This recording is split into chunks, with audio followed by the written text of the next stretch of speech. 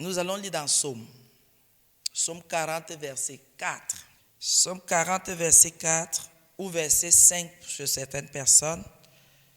Il est écrit: Heureux l'homme qui place en l'Éternel sa confiance et qui ne se tourne pas vers les hautains et les menteurs. Amen. La Bible dit qu'il y a du bonheur, il y a de la joie, il y a de la paix, il y a de l'équilibre dans l'homme qui place en l'Éternel son crédit.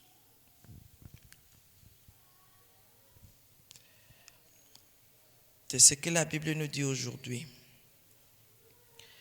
Que l'homme qui sera bien disposé, qui aura de la paix, de la joie dans son cœur, c'est celui-là qui a placé,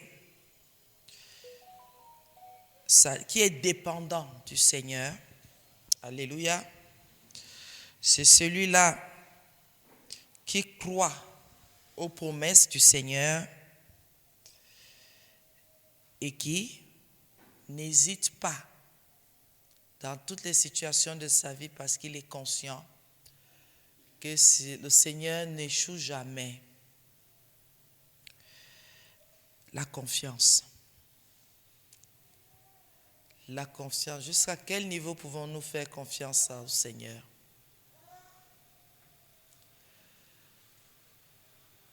Comme je le dis souvent, c'est bien.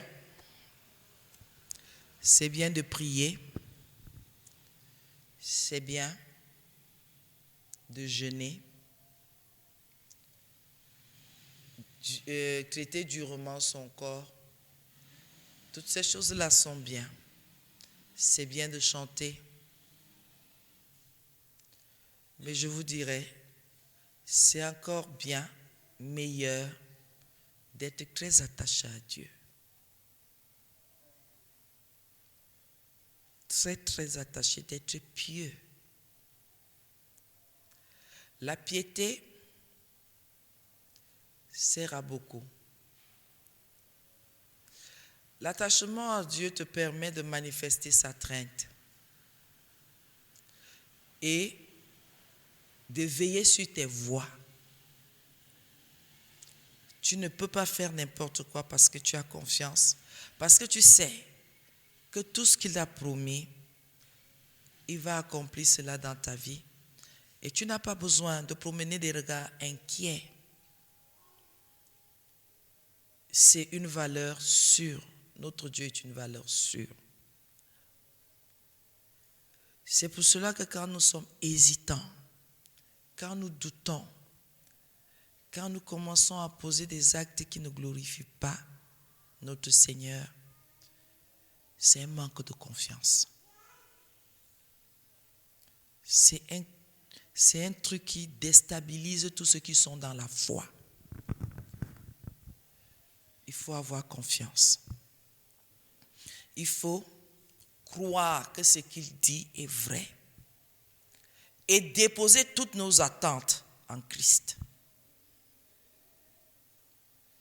Parfois, quand on veut expliquer ces choses, certains se disent non. Je le dis et je le confesse, je n'attends rien d'un homme, d'un être humain. Mais je sais que le Seigneur est capable de toucher quelqu'un qui peut produire exactement ce qu'il veut. Est-ce que quelqu'un comprend? Pour dire, mon attente n'est pas dans une chair. Mon attente est en Christ. Je sais que si je fais des efforts pour lui rester agréable, c'est lui qui va toucher les gens autour de moi, qui va amener en existence ce qui n'existe pas dans ma vie. Lui seul est capable de le faire. Alors, je ferme les yeux et je dis, Seigneur, je suis après toi. Ça ne veut pas dire que je ne travaille pas. Ça ne veut pas dire que je ne fournis aucun effort. Non. Je peux dire, Seigneur, je voudrais un micro. Je voudrais un micro. Parce que celui-là est fatigué. Et d'un moment à l'autre, il peut nous lâcher. J'attends quand il va disposer de l'argent, quand il va susciter de l'argent pour qu'on aille chercher le micro. Je n'impose pas au Seigneur, Seigneur, il me faut déjà un micro au plus tard la semaine prochaine, au plus tard demain, parce que je ne crois pas que la semaine prochaine, je ne sais rien. Tant que le micro est encore utile, je l'utilise jusqu'à ce que le Seigneur suscite. Et quand il suscite, je peux acheter l'autre micro, je le garde. Alléluia. Et je continue à utiliser celui qui est vieux. Jusqu'à ce qu'il lâche. Là, il a fait quoi? Il a approvisionné avant qu'il y ait arrêt. J'attends. Je ne précipite rien. Je ne m'agite pas. Je fais plutôt quoi? Je prie, je présente la situation et je reste calme. Seigneur, comment? Le délai, c'est bientôt. Seigneur, comment? Ça ne donne pas. Non. C'est lui qui connaît le temps. On a beau fixer des dates. On a beau te dire que la saison sèche, c'est ceci. La saison de pluie, c'est cela. Si lui, il t'a inspiré, il t'a dit, fais ça en ce moment, c'est lui qui va veiller. Fais-lui confiance. Il va veiller à ce que ça donne. Parce qu'il ne peut pas te faire travailler en vain. Et il ne peut pas te faire perdre le fruit de ton travail. C'est pas Satan. Il est digne de confiance. Il est digne de confiance. Même si il vente, il y a des tempêtes, il y a une tornade, il y a de l'orage, ça ne veut pas dire qu'après ça, le temps ne sera pas beau. Il ne faut pas toujours paniquer. Il faut savoir que notre Dieu ne connaît pas la panique. Notre Dieu n'hésite pas. Notre Dieu n'est pas un homme pour mentir, ni un fils d'homme pour se repentir. Donc s'il dit quelque chose, après, il te dit que je me suis trompé. Je croyais que c'était mercredi, que ça devait se passer. Je crois que c'est samedi. Jamais. Autant nommer, dès qu'il te dit ça, à tel jour, telle heure, telle minute, telle seconde, ça se passera. Et dit, même si l'heure est déjà arrivée, compte sur les minutes, compte sur les secondes, ça va se manifester. C'est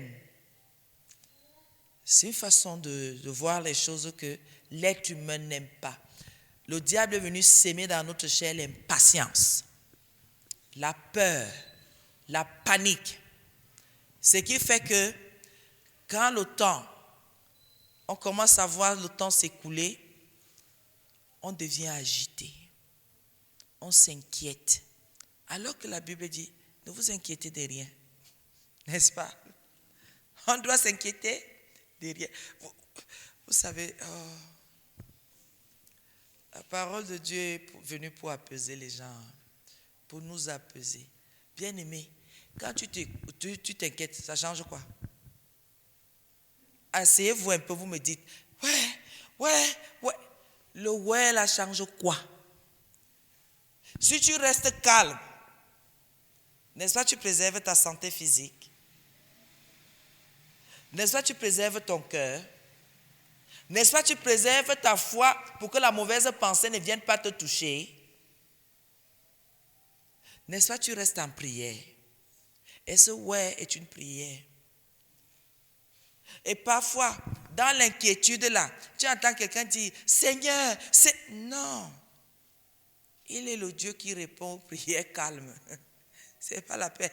C'est pas la peine. Il ne connaît pas l'inquiétude. Pendant que, Seigneur, tu es où? Ta prière ne part pas à lui. Parce que c'est un bruit. Il n'arrive pas à distinguer exactement. Ton inquiétude est tellement grande qu'il n'arrive pas à discerner exactement quelle est ta demande en ce moment.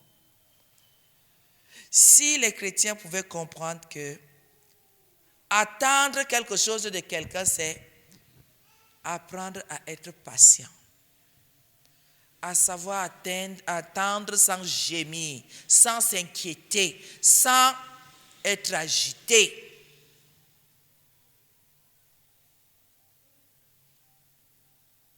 vous allez vous rendre compte que la situation est là.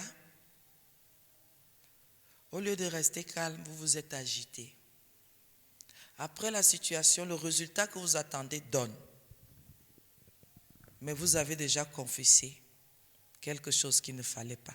Vous avez déjà pensé à quelque chose qu'il ne fallait pas. Ce qui a déjà ouvert une porte, même si la chose donne, ce n'est plus la même joie. Ce n'est plus la même disposition.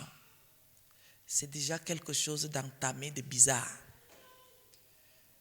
Alors que quand tu as su te tenir, quand ça arrive, tu es content, comme si on t'a donné un bonbon à colisée. Oui, bien-aimé. Si les chrétiens pouvaient savoir que tu peux avoir une idée, tu peux avoir une pensée, mais laisse le Seigneur te diriger. Si c'est une inspiration qui vient de lui, laisse qu'il te dirige. Tu réussiras toujours.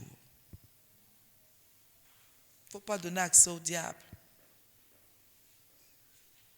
Le jour que les chrétiens vont comprendre que c'est le Seigneur qui est le pourvoyeur de nos vies, ils vont arrêter de compter sur les gens autour d'eux.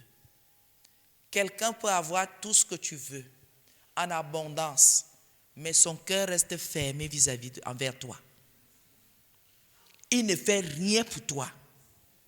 Son cœur reste fermé. Tu parles même de ça là. Lui, il entend une autre chose que toi, tu es en train de dire. Oui, le Seigneur fait qu'il entende ce que toi tu dis. Il n'entend pas ça comme ça. Il entend un autre son de cloche. Et quand tu finis de dire, tu es étonné que la personne ne réagisse pas. C'est que le Seigneur t'enseigne. Il est en train de te dire, ce n'est pas comme ça que ça doit se passer.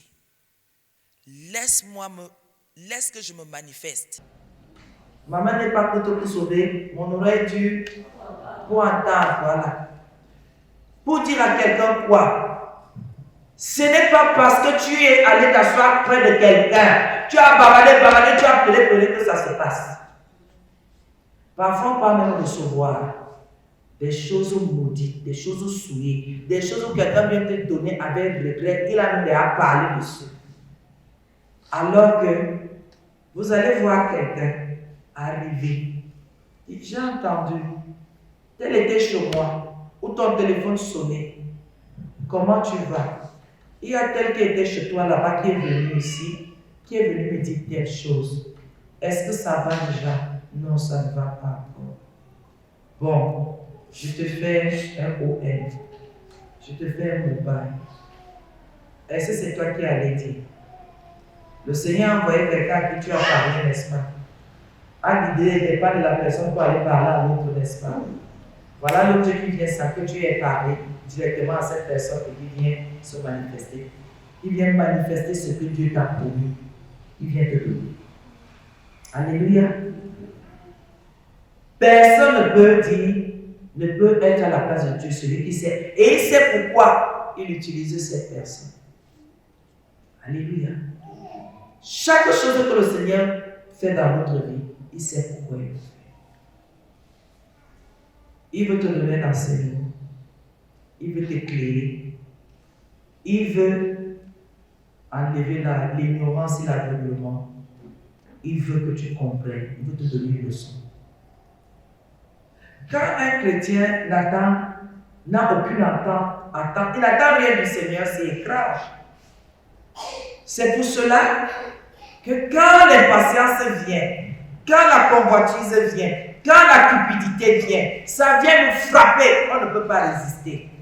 On se retrouve par terre. Pourquoi? La convoitise, la cupidité, tout cela, ça a un fond, c'est l'impatience. C'est le manque d'attachement au Seigneur.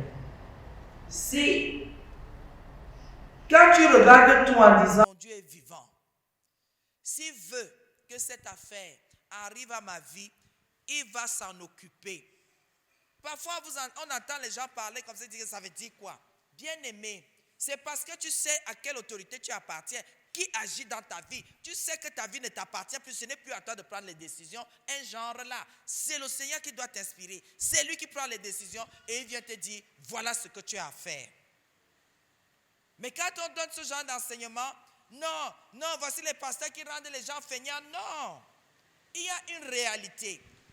Comme tu peux aller travailler dans une structure, c'est le directeur de cette structure-là qui tient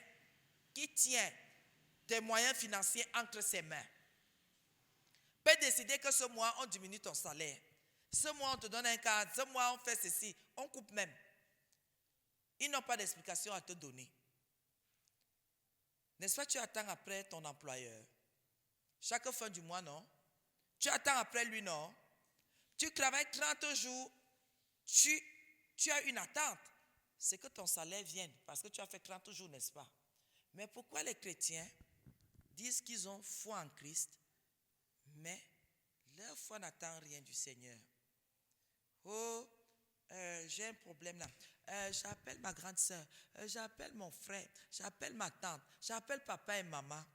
Est-ce que c'est Dieu qui t'a dit? Ça, c'est une agitation.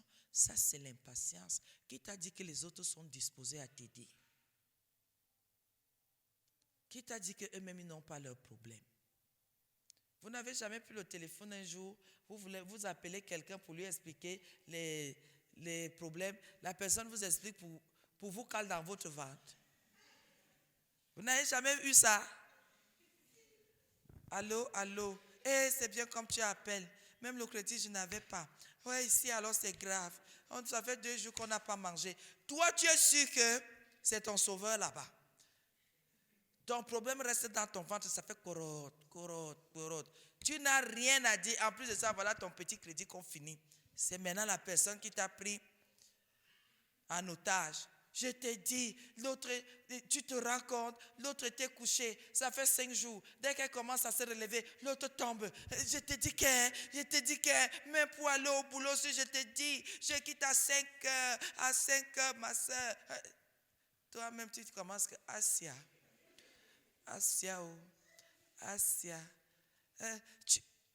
tu avais quelque chose à me dire? Non, ça va, je venais aux nouvelles. Ton problème cale dans ton ventre. Toi-même, tu vois ton problème petit. Pour l'autre, beaucoup. Jusqu'à tu restes comme ça. Quand tu raccroches là, tu dis que qu'est-ce qui m'a inspiré? C'était quelle histoire ça? Qu'est-ce qui m'a inspiré d'aller gâter mon petit crédit? Et parfois même le crédit fini, ça se coupe pour dire que c'était calculé. Et quand ça se coupe là, l'autre te fait le call me back. Que la conversation n'est pas finie. Toi aussi, tu veux seulement lui dire que tu dis que moi, il call back comment encore? Est-ce que tu sais que je voulais? Tu ne peux pas ouvrir ta bouche. Tu es seulement en train de dire que je veux même aller de quel côté maintenant? La déception de ça. Parfois, tu es même encore plus abattu que quand tu as pris ton téléphone pour appeler. Tu dis que quand tu regardes ton téléphone, si même le crédit est resté petit, tu dis que je vais encore appeler là. L'autre va me dire que l'avion s'est écrasé sur sa maison. Mieux, je m'abstiens de parler. Mieux, je vois d'abord comment le Seigneur est placé dans les cieux là. Parce qu'il faut que je vois sa position pour pouvoir élever une prière. Oui, bien aimé. Il y a des choses comme ça. Tu prends ton téléphone, tu appelles l'autre. L'autre a les problèmes plus que toi. Et c'est comme s'il y a certaines personnes qui savent déjà détecter les autres. Donc, elle te casse comme ça. Parfois, ce n'est pas la vérité, mais elle te finit là. Ta force finit. Tu finis que, c'est bien. Oh, vraiment que le Seigneur te fortifie. Oh, prions même, non. Je t'ai dit, je vais prendre le jeûne pour toi demain. Toi-même, tu es dans les problèmes. Tu n'as pas pris jeûne. Tu partais chercher secours. Voilà ça. Bien aimé. Les attentes en les gens là, tant que ça ne t'a pas encore cogné, tu crois que tu es dans le vrai. Parfois, tu vois quelqu'un, ouais, tu disais que quoi? Tu as les problèmes et te dis que j'ai un 5 000 qui reste. Je t'envoie 2 500, moi je reste avec 2 500. Le problème est là. 2 500, c'est comme si tu as mis une goutte d'eau dans une bassine qui doit être remplie d'eau. C'est comme si tu as fait avec le doigt comme ça. Tu dis 2 500. Je veux aller chercher les problèmes de quoi maintenant? Avec 2 500, je ne peux même pas commencer le problème là. Au lieu de dire non, tu acceptes. Tu vas rembourser même 50 000 pour les 2 500 là. Tu verras toi-même. Pour dire à quelqu'un, par moments, ce sont des épreuves. Alléluia. Parfois, ce sont des vraies situations. Parfois, c'est une épreuve pour tester ta fermeté. Parce que le problème là a toujours une solution. Le Seigneur te laisse, il voit comment tu es dans l'anxiété, comment tu ressors de l'anxiété, comment tu peux t'inquiéter, tu sors de l'inquiétude, comment la mauvaise pensée peut venir, tu la refoules, tu dis non et je reste ferme. Le Seigneur se manifeste quand on est tranquille. Et si je garde la bonne pensée, ça va aller. Mais quand le jour se lève, la nuit tombe, ton cœur fait peup. Reste ferme, reste calme. C'est dans le calme que tu vas discerner. Alléluia. Il faut apprendre à rester calme. Dans le calme, on discerne. Et on discerne beaucoup. La Bible dit, heureux l'homme qui place, donc c'est toi qui décides. Tu dis, je place ma foi, je place mon crédit, tout mon crédit. Je mets ma vie entre les mains du Seigneur. Toutes mes décisions entre les mains du Seigneur. Tout ce que je suis entre les mains du Seigneur. C'est lui qui va m'inspirer pour que je puisse prendre les bonnes décisions. Donc tu décides comme ça. Ma maison entre les mains du Seigneur. Mon travail dans les mains du Seigneur. Tout ce qui me concerne. Puisque moi-même je suis dans ses mains. Alors tout ce qui me concerne aussi. Maintenant j'attends. On n'attend pas les bras croisés, on attend en priant. C'est quand tu parles à Dieu qui te répond. Alléluia. Tu ne dis rien, tu vas discerner que la réponse c'est quoi? Concernant quoi? Il faut rester en prière, continuer à communiquer, continuer à communier, continuer à parler. Il va te répondre. Il est le Dieu qui répond et qui exauce ses enfants. Et la Bible dit, heureux l'homme qui place en l'Éternel sa confiance et qui ne se tourne pas vers les hautains et les menteurs. Vous savez, il y a ce côté-là que si nous ne faisons pas attention, nous nous retrouvons dans des mauvaises voies. L'homme est trompeur. L'homme avec grand H. L'être humain est trompeur. Il y a très peu de gens qui acceptent la réussite des autres. Sachez-le. Il y a très peu de personnes qui acceptent de voir l'autre évoluer, s'en sortir, devenir ferme, assis, équilibré. Très peu de personnes supportent ça. Que ce soit ton frère, que ce soit ta soeur, que ce soit ton collègue, que ce soit ton ami, que ce soit... Si quelqu'un ne t'aime pas, n'a pas les entrailles d'amour pour toi, elle ne supporte pas. Tout le monde préfère, la plupart des gens voudraient que ce soit leur partage, pas le partage de l'autre. Amen. Qui ne veut pas réussir? Tout le monde veut, non? Quand ça t'arrive, la personne peut supporter ça au début, c'est disant que ça. Mais quand tu continues, on commence à te regarder un genre que pour toi là est simple. Ça veut dire quoi? Est-ce que ça n'a pas commencé devant toi? Est-ce que tu n'as pas vu comment ça marche? Comment aujourd'hui tu peux venir poser la question que pour toi là c'est simple? Parce qu'il y a quoi de nouveau que tu as trouvé là et que tu ne connaissais pas? Bien-aimés, les hautains, ce sont les orgueilleux. Oui, très peu de gens, quand vous avez mis votre attente en Christ, très peu de gens, les gens ne vous comprennent pas. Ce n'est même pas parfois la peine d'en parler. Vous allez voir, vous êtes assis, vous êtes calme, ça énerve les gens. Parce qu'il y a quelque chose chez l'être humain. S'il est agité, tu dois aussi t'agiter. S'il crie, tu dois crier, mais parfois même plus fort que lui. S'il saute, toi, tu dois même monter à l'étage et tu peux tomber là-bas. Parce qu'il faut qu'il trouve en toi la même agitation, les mêmes mouvements, les mêmes bizarreries. Mais si tu es calme, on te dit que tu es insensible. On te dit que tu es sorcier, tu es méchant.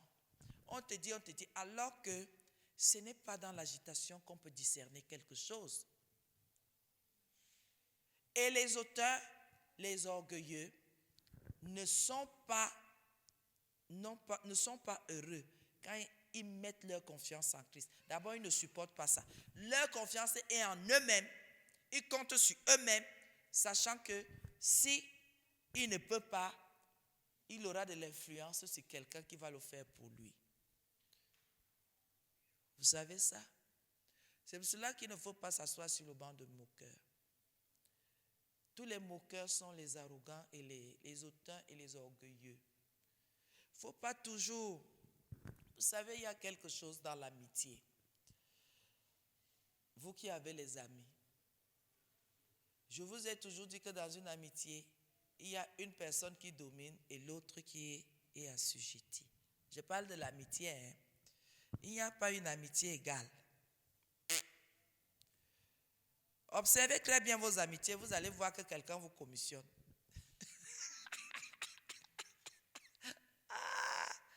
Donne-moi un peu ça, fais-moi un peu ça, va un peu me chercher ça. L'amitié n'est pas comme ça. L'amitié est que toi tu te lèves, tu peux faire moi je suis assise. C'est ça l'amour. Mais si dans l'amitié là, toi tu fais comme me commissionner, tu fais comme me dire, je voulais laver la marmite là, tu ne peux pas m'aider. Non, même si tu as formulé ça comment? Ça c'est envoyer les gens. Ça c'est faire les choses aux gens. Les gens qui ont les habits là. Parce que tu veux un plat de riz, on te commissionne. Tu laves le mur, tu laves le plafond. Il y a quoi? Non, ce n'est pas l'amitié. Ça là, c'est que recrute-moi une fois, tu me payes. Il n'y a pas l'amitié dedans. Je vais te donner, te donne pour rien. Ne balaye pas mon sol, ne fais rien. Prends, pars avec. Mais dans l'amitié, il y a le respect. Alléluia. Dans l'amitié, il y a le respect. Tu me respectes pas, tu ne peux pas être mon ami. D'abord, moi, je n'ai pas les amis. On m'a interdit ça. Pas Dieu. Hein? J'ai grandi à un endroit que quand tu as fait un ami, mon papa disait que, hé, Blanche, de tout ton lycée, ce n'est que elle que tu as vue. Tu demandais au papa, il y a quoi? Alors qu'il ne voulait pas que tu aies les amis. Parce qu'il ne voulait pas entendre que je suis allé chez mon ami. Il ne voulait pas qu'on se balade. Parce qu'après, tu vas dire quoi? Je pars me crisser chez mon ami. Le gars trouvait que ça, pendant 5 heures de temps, tu te cresses. C'est le banditisme. Il refusait. Et la Bible dit, heureux, et qui ne se tourne pas vers les hauteurs et les menteurs. Celui qui est heureux ne va pas s'asseoir sur le banc des orgueilleux. Vous savez que Dieu résiste aux orgueilleux, non? Non, il n'exauce pas les orgueilleux. D'abord, la prière de l'orgueilleux est comme une insulte. Seigneur, tu vois, non? Comme je suis intelligent là, le Seigneur est calme. Il ne fait qu'écouter. Seigneur, tu vois comment je suis beau là. Le Seigneur est encore calme. Seigneur, tu vois comment j'ai l'argent. Tu m'as béni. Et tu sais que moi, j'ai aussi fait beaucoup d'efforts dans ça. La prière d'un orgueilleux. Et tu vois, dans ta maison, j'ai acheté 50 chaises. Parce que les gens viennent là, ils ne veulent pas faire l'œuvre. Et ils viennent seulement là. Si tu as fait, non? Est-ce que tu es là pour parler des autres? Fais, tu restes. C'est orgueilleux, hein? Oui. Le pasteur avait les problèmes là. Seigneur, tu as vu. Je suis allé le soutenir, ton serviteur. C'est moi le bailleur de fonds. Oui, c'est ça l'orgueilleux. L'orgueilleux dit, il veut faire un don. Il vient quand tout le monde est à l'église. Il vient avec les enveloppes marron là. Comme si ça va exploser. Il attaque, il vient avec ça comme ça là, comme s'il portait les lingots d'or. Il vient mettre ça dans le plomb, ça fait le plomb est comme ça, là, c'est bosselé. Est-ce que tu avais besoin de le faire comme ça? Non, tu n'avais pas besoin. Tu pouvais aller remettre au pasteur derrière. Est-ce que tu as besoin de faire que quelqu'un est assis comme ça? Il vient de donner de tout ce qu'il a. Maintenant, il calcule comment il va rentrer 5 kilomètres. Tu viens faire ça. Non. C'est pour que l'autre pense que le Seigneur ne bénit pas tout le monde. C'est pour cela qu'il faut être discret dans la maison de Dieu. Les auteurs aiment scandaliser les démunis. Oui. Quelqu'un nous avait dit un jour, je ne peux pas aller donner la libéralité au pasteur. Est-ce qu'il a déjà vu la qualité d'argent? Toi, tu as vu, parce que tu es trop béni. C'est ça. Viens donner, laisse-nous le bavardage. Tu racontes quoi là-bas? Le pasteur n'a jamais vu. Tu es sûr qu'il n'a jamais vu. Viens remettre, ça c'est arrogant, c'est hautain, c'est malveillant même. Tu le connais où? Si c'est le Dieu qu'il t'a présenté, qui est en train de se manifester dans ta vie, ça veut dire qu'il connaît. Comment? Il y a des choses qu'on ne fait pas, même en public. Je vois parfois, tu invites quelqu'un à une cérémonie, il vient, il prend le micro, il dit, je donne 2 millions. Tu veux tuer qui? Tu ne sais pas que quand tu parles, il y a les gens qui vont rester dans ma maison après la fête parce qu'il faut d'abord qu'ils prennent la moitié du million là pour partir avec. Est-ce qu'on dit des choses comme ça publiquement? Et parfois, il y a quelqu'un qui est venu à pied à cette fête et qui calcule comment il va encore taper à pied. Donc, il va partir au petit matin pour arriver quand le soleil ne s'est pas. Il y a des choses qu'on ne fait pas. Les auteurs sont comme ça. Et ils n'ont pas confiance en Dieu, ils ont confiance en eux-mêmes. Tout leur dépôt, c'est en eux. Moi, quand je veux, quand je pars, quand l'ego est tellement grand. Et en général, quand vous voulez leur dire non, on ne parle pas comme ça. Non, on ne fait pas comme ça. Non, un chrétien ne parle pas comme tu parles là. Un chrétien dit par la grâce de Dieu. Un chrétien dit le Seigneur m'a fait grâce. Un chrétien dit le Seigneur m'a fait miséricorde. Il a eu pitié de moi. Il a eu compassion de moi. Oh, il a tourné son regard bienveillant vers moi. Un chrétien ne dit pas je suis allé, j'ai fait, j'ai produit, j'ai travaillé, Quand tu finis, c'est par la grâce de Dieu. Oui, je sais. Même la façon de dire je sais n'est pas très appropriée.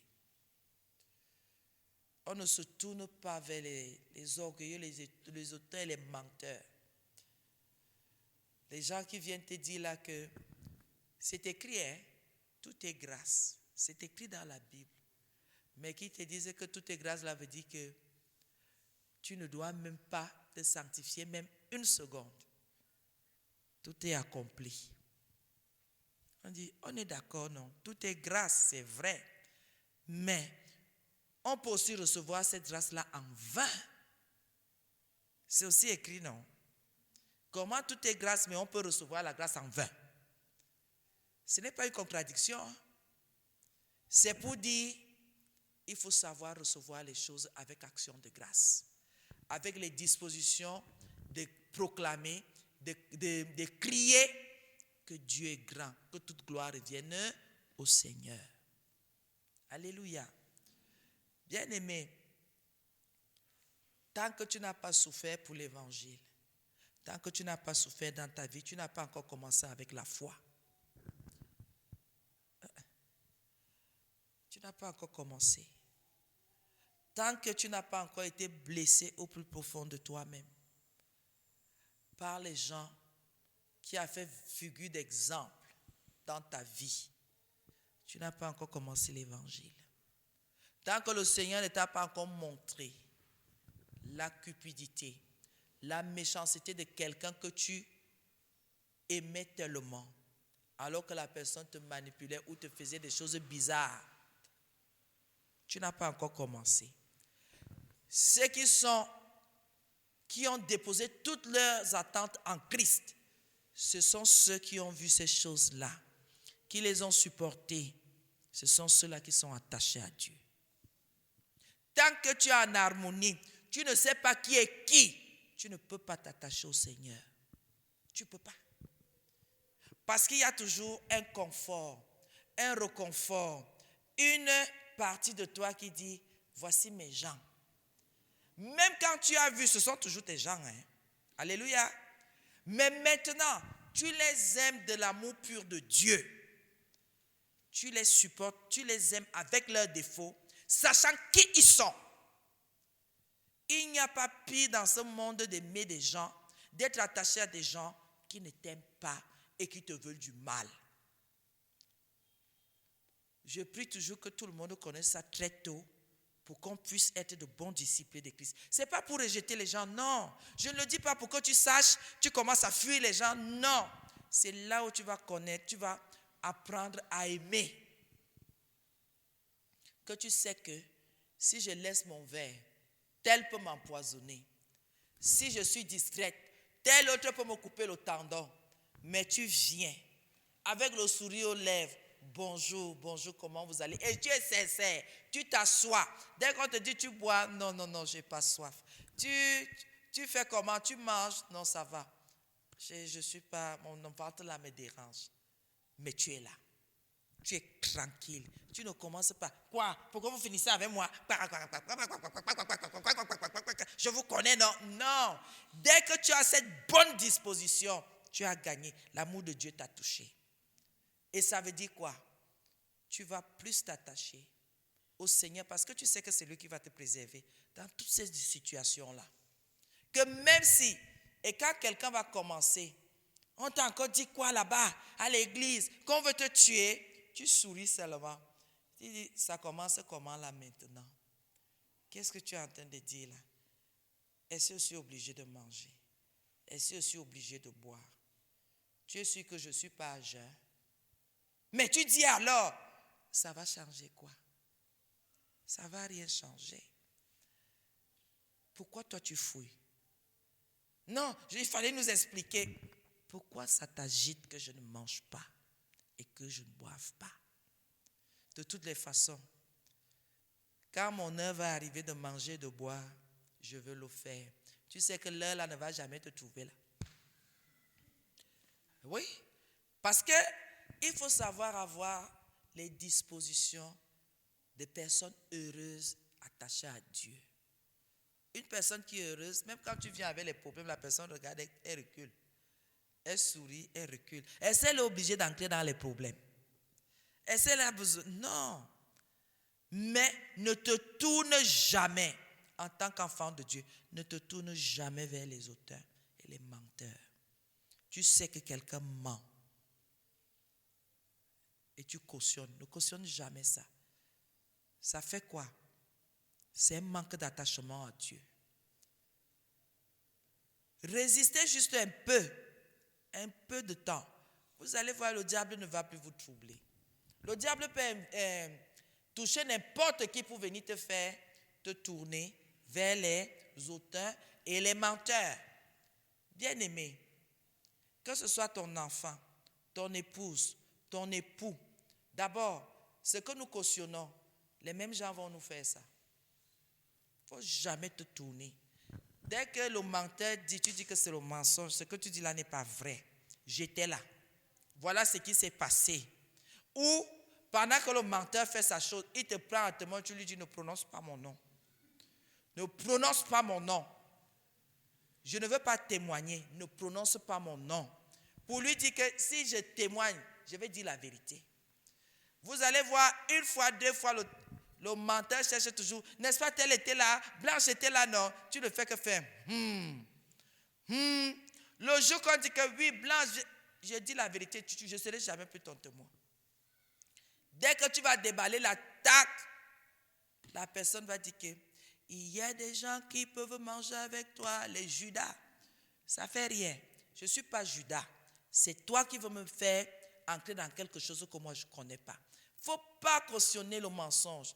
Et demain, quand la personne va changer de camp, la personne commence à vous faire du mal. Vous croyez que qu'est-ce qui va se passer? La personne sait que vous avez cautionné son mensonge un jour. Vous avez participé d'une façon comme d'une autre. Vous-même, vous pouvez ouvrir votre bouche contre cette personne. Jamais. Puisqu'elle a une arme contre vous. Il ne faut jamais, quelqu'un qui est attaché, heureux, celui-là qui a connu le bonheur, la joie et qui connaît l'attachement qu'il a avec Dieu, ne participe pas aux œuvres infructueuses des ténèbres. À défaut de les dénoncer, fuis, quitte. Parce qu'il y a des témoignages que quand tu fais toi-même, tu t'exposes aussi. Mieux, tu t'éloignes. La personne reste se débrouiller là-bas, ça ne te concerne pas. Il y a des choses, l'esprit du prophète est soumis au prophète, tu te tais, tu quittes. Tu ne parles pas. Mais si on te force à parler, dis ce que Dieu aime. Mais vérifie, il faut que ton dos soit au mur. Parce que le goudron peut te prendre. Il faut vérifier là où tu parles. Parce que quelqu'un peut se fâcher. Tu as un coup de poing, l'acheter, ton oreille siffle seulement. Il faut éviter. Bien-aimé, évitons au maximum. Il y a un genre de choses, quand tu as déjà compris, quitte l'endroit là. Quand tu sais déjà qui est l'autre, ne participe pas à ses affaires. Ne marche pas avec cette personne. On va te confondre un jour. Alléluia. Alléluia. Vous n'avez jamais vu que quelqu'un est en train de faire sa chose là-bas. On l'attrape. Après, dès qu'on sort avec la personne, on dit que il était avec l'autre là, non? Vous avez vu les histoires de Pierre, non? Vous avez vu, non? La Bible, non? Dès qu'on a dit à Pierre que, n'est-ce pas toi qui étais avec le type qu'on veut crucifier là? Pierre dit que ici, sauve qui peut. Il dit que non, faut me confondre. Une femme vient dire que, hey, tu étais bien placé, tu ne restais jamais derrière. Nous, on t'a vu. Le gars dit que, vous confondez, il vous faut les lunettes. Quand la troisième personne veut parler, Pierre a pris. Il a taillé, c'est le poulet, c'est le coq qui chante qui fait que le gars dise que donc c'était une prophétie. Donc, Seigneur, tu avais vu l'état de mon cœur, qui avait te régner. Avant même qu'on ne m'indexe, je ne marche même pas d'abord avec toi. Parce que le menteur est qu'il manque sur le sol, il manque sur le tronc d'arbre, il manque sur le poteau. Tu ne comprends pas pourquoi le menteur manque. J'avais demandé à l'un de mes fils que tu manques pour rien. Comment tu vas? Je me sens bien. J'ai prié cette nuit au petit matin. Il dit, tu manques pour rien. Ça te donne quoi de mentir là maintenant que tu as prié au petit matin alors que tu n'as pas prié? Ouais, la mère, ouais, la mère, toi aussi. Parfois, si tu constates, tu laisses, non? Il dit, ça te donne quoi? Tu mens pourquoi? C'est que moi, parfois, je me demande, tu te demandes? Tu mens pour rien. Comment tu vas? Je suis un peu fatigué. Non, moi, je vais bien. Moi, je suis toujours bien. Alors que, il y a les problèmes. Je regarde. C'est à papa qui dit, tu as les enfants, papa. Quelqu'un manque pour rien, papa. Il dit comment? Si tu demandes à quelqu'un, tu es consciente. Moi, je suis consciente que j'ouvre pour dire que parle, décharge-toi. Papa, la personne manque. Il me dit comment? C'est que je suis consciente parce que j'ai vu quelque chose, pas une fois, deux fois. J'essaie de quoi je voudrais que la personne parle. Je ne veux pas commencer. La personne détourne la conversation pour me dire que j'ai prié. La prière, là, Dieu m'a parlé. J'ai dit que homme de Dieu, arrête-les. Arrête-les, tes enfants là sont bizarres. Il commence à rire. Mais il fallait lui dire non. Je dis que non, ce n'était pas à moi de commencer la conversation là. C'était à l'autre puisque j'avais déjà ouvert une brèche de se rapprocher et qu'on partage. Amen.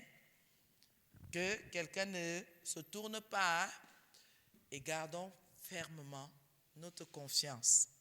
Ne doute jamais du Seigneur. Hein. Ne doute pas. Même s'il reste seulement une seconde. Ne doute pas. Même s'il reste seulement une minute, n'hésite pas. Notre Dieu est fidèle. Il est d'une fidélité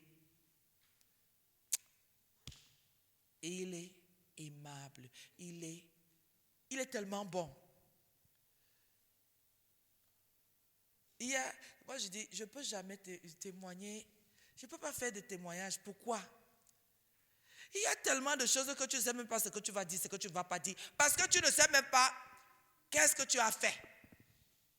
Quelqu'un comprend? Pour qu'il t'aime comme ça. Tu ne sais même pas ce que... Tu vas même d'abord dire quoi? Ça commence dans les choses les plus banales de la vie. Tu es couché, il te réveille. Il te parle de quelque chose et il te fait encore dormir. Les choses banales. Les gens se disent que non, le Seigneur m'a béni parce que la voiture, m'a béni parce que la... Non, tu es malade. Il vient, il souffle sur toi, poum, la maladie part. Il dit, tu dors malade, tu es en train de grelotter, ça ne va pas. Comme je dis souvent, tu t'évanouis même. Donc, toi, tu es sûr que tu t'es endormi, alors que c'est lui qui t'a endormi. Le lendemain, tu te réveilles. Tu as un souvenir vague de ce qui se passait la nuit. Tu te dis, mais comment je ne me rappelle pas? Qu'est-ce qui s'est même exactement passé? Tu es même peut-être morte la nuit.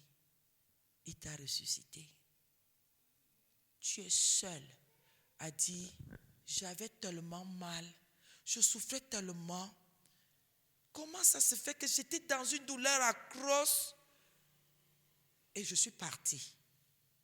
Quand je me réveille, je suis apaisée comme si quelqu'un s'est occupé de moi d'une façon extraordinaire. Ça veut dire quoi? Tu te rappelles, même la douleur qui était intense, c'est comme si quelqu'un a soufflé pour te dire ce n'était pas si intense que ça. Laisse, ce n'était rien. Alors que tu es consciente que tu n'étais pas endormi volontairement. Il y a quelque chose qui t'a endormi pour que le Seigneur s'occupe de toi.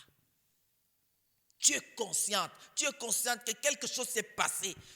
L'état dans lequel je me trouvais hier soir, c'était la mort. Comment je me réveille, je suis en bonne santé. Bien-aimé, tu ne peux pas faire le témoignage parce que c'est comme une folie. Tu sais que qu'est-ce qui s'est passé, tu ne comprends rien, mais tu as une conscience, tu sens que quelque chose s'est passé et cette chose-là c'était pas la main d'un homme. Ce n'est pas une anesthésie qui t'a fait dormir. Il y a un Dieu quelque part qui est venu t'apaiser. Il y a ça en toi, mais tu ne peux pas expliquer. Parce que si tu expliques, les gens vont dire que seulement pour attendre qu'elle a un témoignage. Tu ne connais rien. Tu ne peux pas comprendre. Mais la personne est dépassée. Elle est assise comme ça. Elle dit, mais il s'est passé quelque chose. Mais c'est même quoi, Seigneur? Il s'est même passé quoi? Tu ne te retrouves pas parce qu'il ne veut pas partager sa gloire avec qui que ce soit. Il fait certaines choses dans le secret, juste pour que toi, tu restes attaché. Le témoignage là t'appartient, c'est entre vous deux.